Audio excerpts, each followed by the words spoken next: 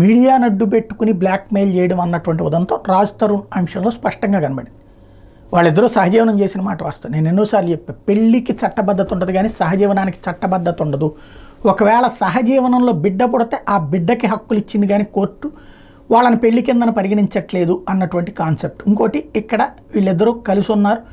దాంట్లో ఇంతకుముందు అమ్మాయి డ్రగ్స్ కేసులో పట్టుబడ్డాకే రాజ్ తరుణ్ అమ్మాయిని వదిలేసినటువంటి పరిస్థితి, ఎవరి దోవన వాళ్ళు బతుకుతున్నారు. అయితే అంతకుముందు నెలకి డబ్బులు ఇచ్చేవాడు అనుకుంటా, వాళ్ళ ఉదంతం అంతా చూస్తే కనబడుతున్నది. డబ్బులు ఇవ్వడం మానేశాడు. ఎక్కడికి ఇస్తున్నాడంటే మాల్వి మల్హోత్రాకి ఇస్తున్నాడు అన్నది ఈ అమ్మాయి ఆరోపణ. అంటే ఇంకొక అమ్మాయిని లైన్లోకి లాగితే ఆ అమ్మాయి ఇతని మీద ప్రెషర్ తీసుకొచ్చి సచ్చినట్టు ఇతనికి ఇప్పిస్తున్నానో, లేకపోతే వదిలేస్తే అప్పుడు సచ్చినట్టు తనతో ఉంటాడని ఆలోచించుకుందో తెలియదు. బట్ ఆ అమ్మాయి ఉదంతంలో ఎవరైతే మస్తాన్ సాయి అనేటువంటి వాడు డ్రగ్స్కి సంబంధించిన బాధితుడిగా ఎంతమంది పోలీసులు భావించారు, కానీ వాడే డ్రగ్ పెడలర్ అన్నటువంటి విషయం తేలింది. వాడిది గుంటూరుకు సంబంధించిన కేసులో ఇప్పుడు అరెస్ట్ చేశారు.